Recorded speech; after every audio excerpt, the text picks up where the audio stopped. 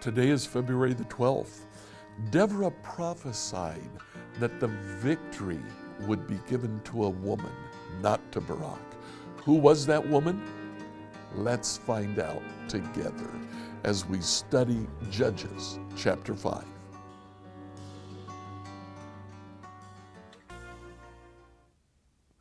So at the end of Deborah's song, starting in verse 24, most blessed among women is Jael, the wife of Heber the Kenite. May she be blessed above all women who live in tents. Sisera asked for water. She gave him milk in a bowl fit for nobles. She brought him yogurt. Then with her left hand she reached for a tent peg, and with her right hand for the workman's hammer. She struck Sisera with the hammer, crushing his head. With a shattering blow she pierced his temples. He sank, he fell. He lay still at her feet, and where he sank, there he died. Deborah recounts the story of how Jael accepted Sisera into her tent, pretended to hide him, but when he fell asleep, killed him to give the victory to Israel. Heber the Kenite was an ally to both Israel and to King Jabin. Jael, his wife, saw how the battle was going, saw how God was moving, and said, I want to be on that side. She killed Sisera. Verse 28 tells us again from a woman's point of view, the battle from Jabin's viewpoint. From the window, Sisera's mother looked out. Through the window, she watched for his return, saying, why is his chariot so long in coming? Why don't we hear the sound of chariot wheels? Her wise women answered. She repeats these words to herself. They must be dividing the captured plunder with a woman or two for every man. There will be colorful robes for Sisera and colorful embroidered robes for me. Yes, the plunder will include colorful robes embroidered on both sides. She was fooling herself, wasn't she? Not knowing, she listened to those around her who simply said, oh, everything's fine, don't worry about it.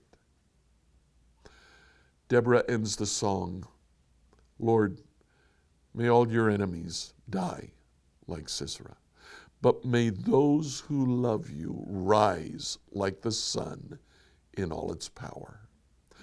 And then the author of the book of Judges says that there was peace in the land for 40 years.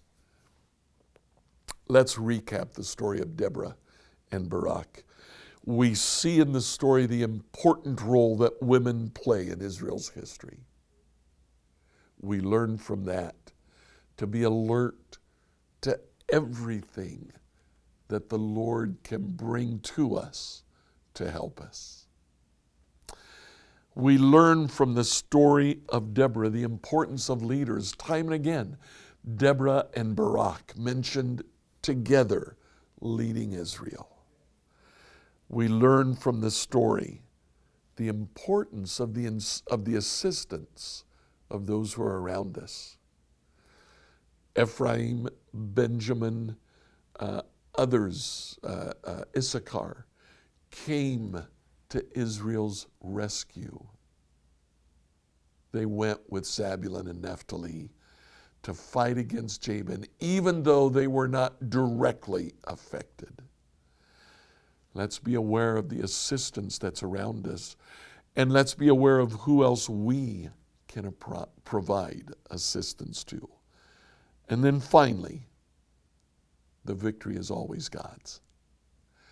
It was God who sent the rains, God who allowed the Kishon to overflow, God who neutralized the state-of-the-art weaponry of Sisera.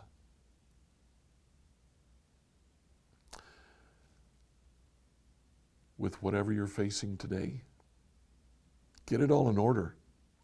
Look for who can provide you assistance. Find a leader who can direct you. But realize that God is the one who will deliver you. Look to God for what He can do with whatever you're facing.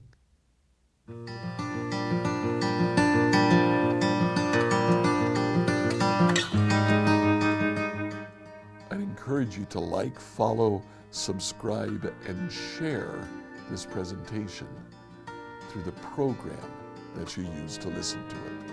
If you have questions, send them to me at questions@becomehope.com.